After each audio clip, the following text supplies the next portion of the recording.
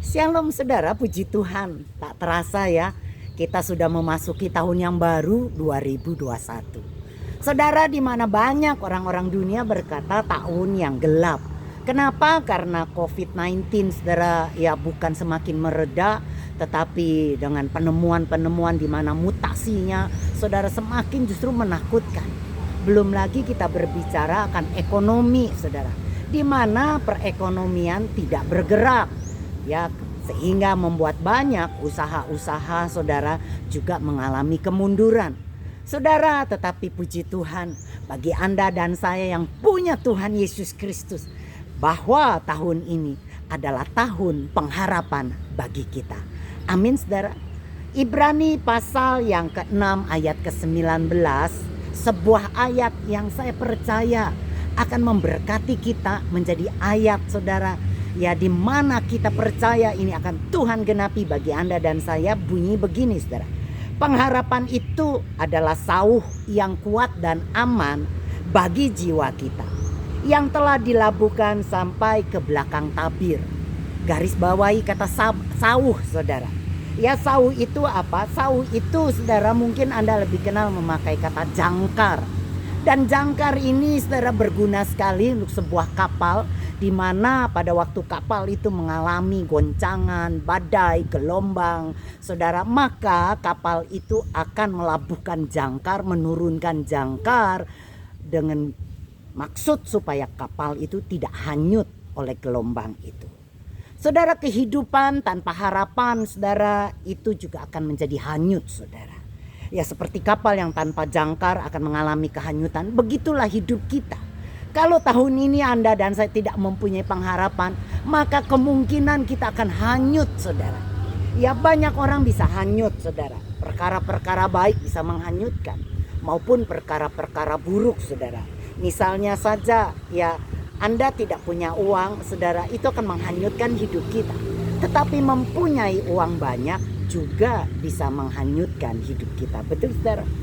Saudara, belum lagi ya tentang ekonomi, pasangan hidup kita, anak saudara, kesedihan, masa lalu saudara, perceraian, atau mungkin ditinggal oleh pasangan saudara, entah meninggal dunia saudara, keberhasilan, pergaulan dan sebagainya, itu bisa menghanyutkan kehidupan seseorang. Nah, pada waktu seperti itu banyak saudara orang tidak lagi bisa berharap. Ya, kenapa? Karena saudara mereka seringkali dikecewakan, sehingga mereka tidak lagi mau saudara berharap. Kenapa? Karena mereka berkata, kami sudah bosan berharap. Karena kenyataannya justru semakin mengecewakan. Mereka tidak berani mengharapkan yang terlalu tinggi karena takut jatuh, semakin sakit rasanya. Saudara, tantangan hidup kita memang tidak akan selesai dengan instan dan cepat. Tetapi pada waktu kita mempunyai pengharapan saudara, saya percaya satu waktu, satu hari kita akan sampai ke tempat di mana seharusnya kita berada karena sebuah pengharapan. Orang bisa hidup tanpa makan, orang bisa hidup tanpa minum beberapa waktu lamanya.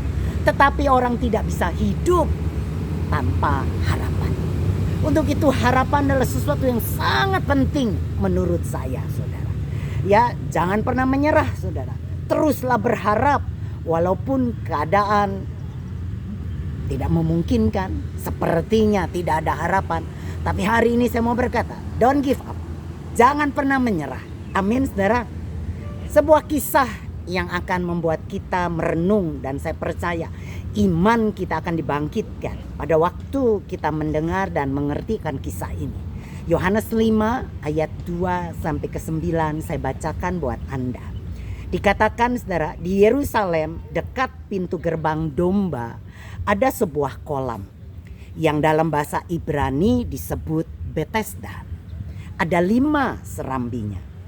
Dan serambi-serambi itu saudara berbaring sejumlah besar orang sakit, orang-orang buta, orang-orang timpang, dan orang-orang lumpuh yang menantikan goncangan air kolam itu.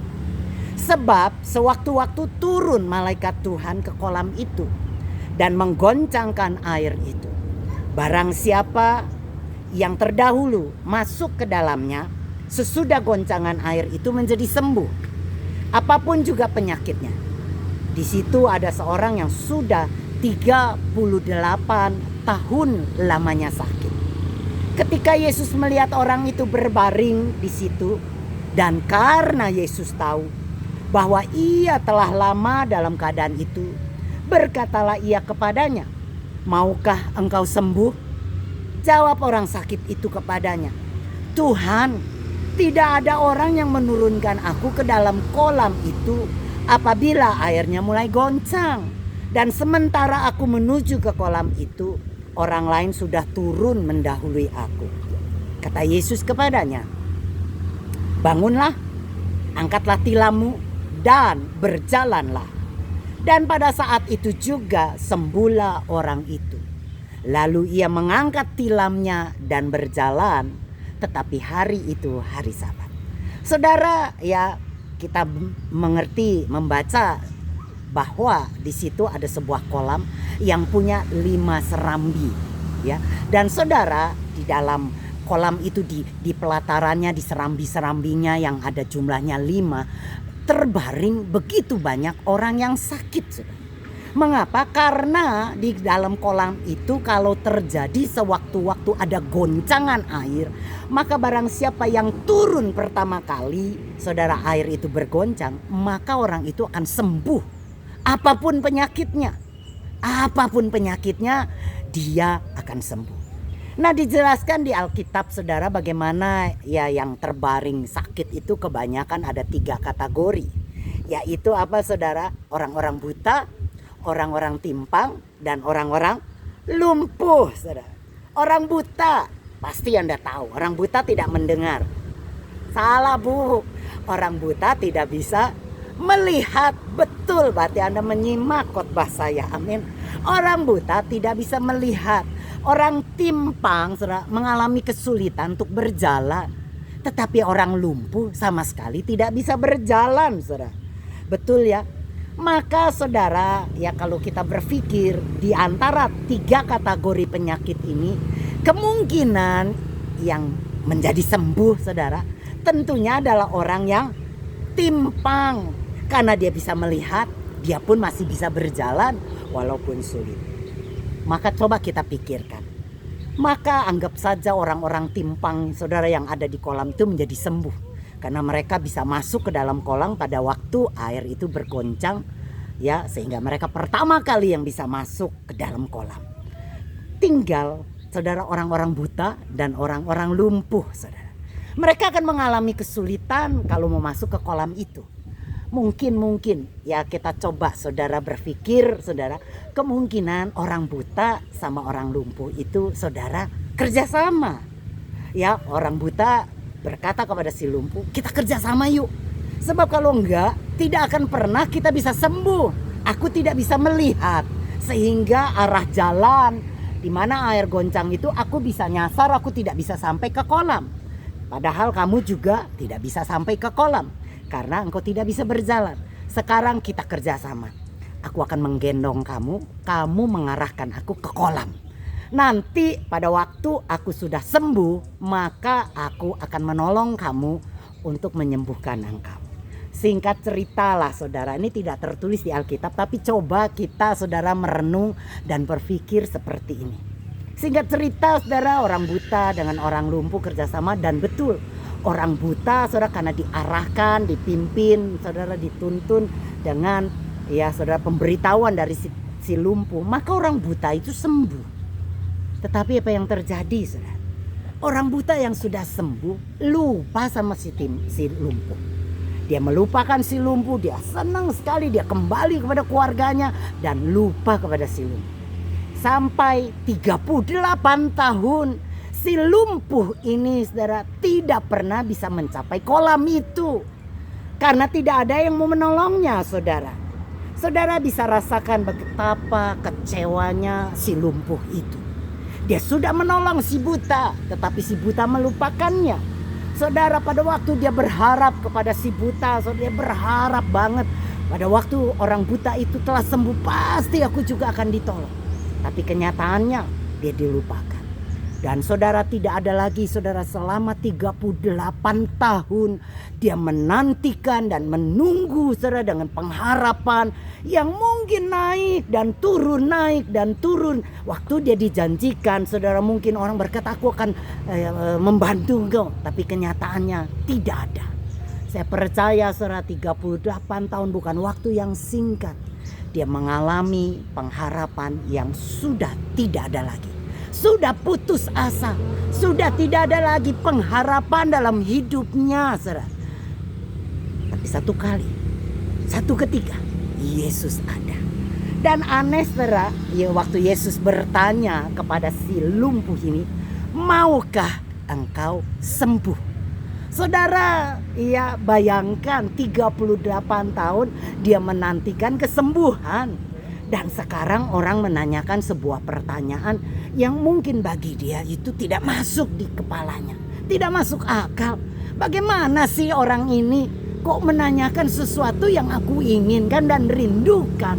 Tidak tahukah orang ini bahwa aku berharap, mempunyai pengharapan bahwa aku akan sembuh. Tetapi saudara, orang lumpuh ini luar biasa. Dia tidak mengenal Yesus. Dia tidak mengenal Yesus yang berkata kepada dia. Dia tidak pernah mendengar tentang Yesus. Tapi tiba-tiba pada waktu Yesus bertanya, maukah engkau sembuh? Ada sekelumit, secercah harapan di dalam hidupnya. Timbul kembali, saudara, walaupun kecil sekali pengharapan itu. Dia berkata, aku mau. Dia pertaruhkan kembali hidupnya dengan pengharapan kepada orang yang belum dia kenal. Dan saudara, apa yang terjadi? Kita sudah membacanya dan mengetahuinya bahwa si lumpuh itu akhirnya disembuhkan. Amin saudara. Hari ini saudara, ya mungkin saudara kita sudah tidak lagi punya pengharapan. Tidak ada lagi saudara bisa kita berharap kepada seorang, kepada manusia ataupun kepada keadaan atau kepada siapapun. Kita sudah tidak pernah bisa lagi berharap. Kenapa? Karena kita sudah dikecewakan. Kita sudah mengalami kegagalan. Kita sakit pada waktu berharap karena ternyata harapan kita sia-sia.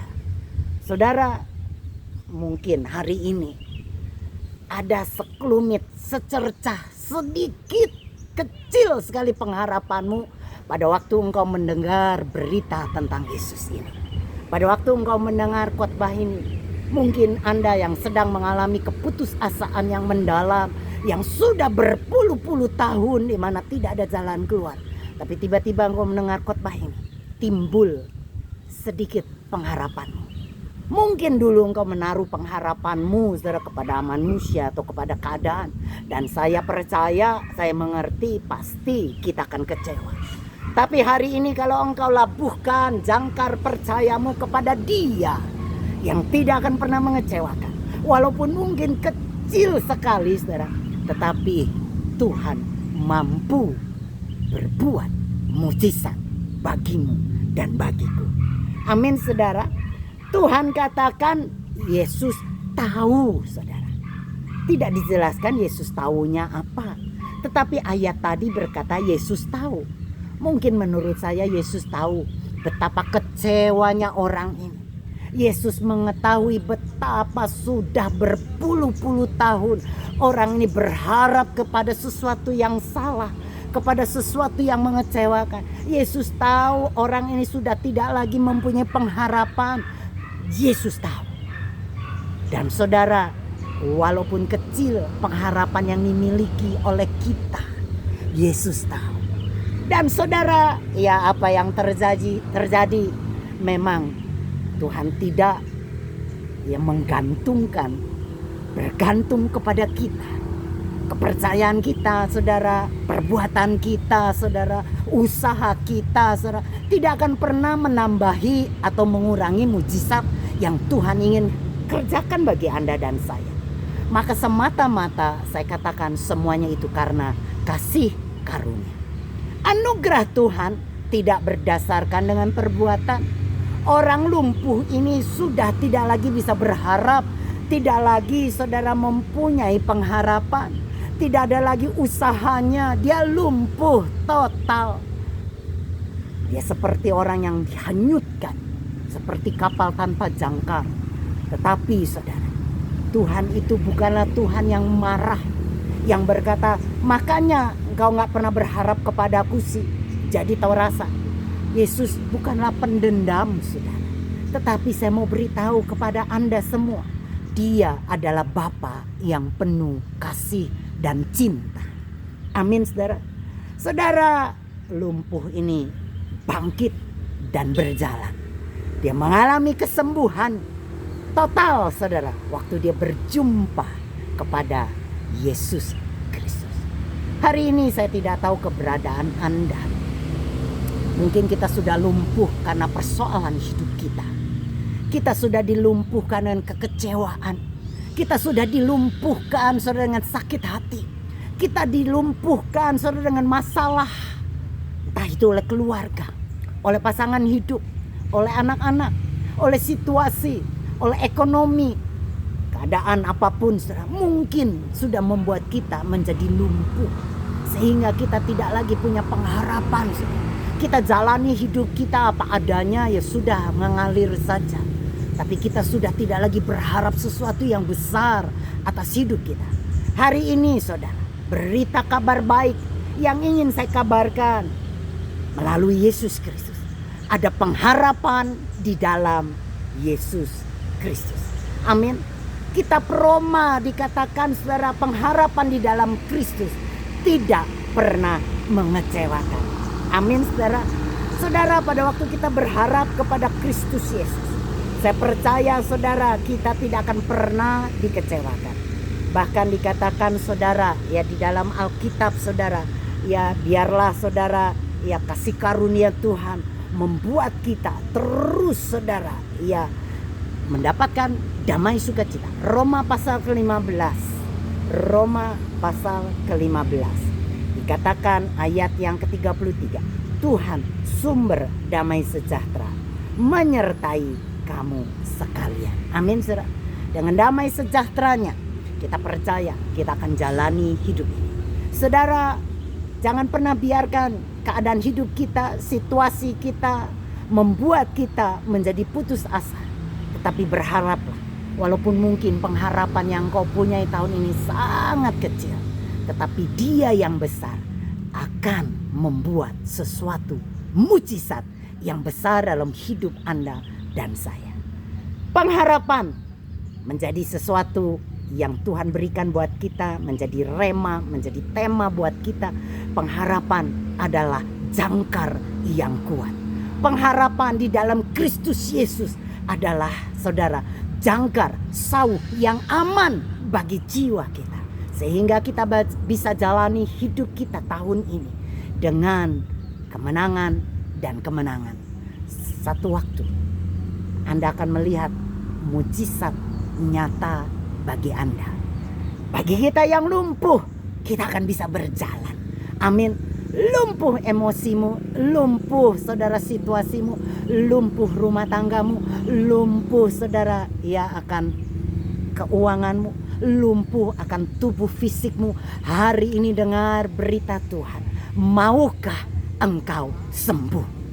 Bangun, bangkitlah, berjalanlah, angkat tilammu, dan saya percaya itu jadi milik kita di tahun ini. Amin saudara. Saya berdoa bagi Anda semua. Biarlah kiranya pengharapan kita di dalam Kristus Yesus yang Tuhan janjikan tidak akan pernah mengecewakan. Memberikan kita damai sejahtera, memberikan kita shalom untuk kita nikmati tahun ini. Amin saudara. Shalom bagi Anda. Saya berdoa biarlah kasih karunia Tuhan menyertai kita bukan cuma hari ini, tapi untuk selama-lamanya.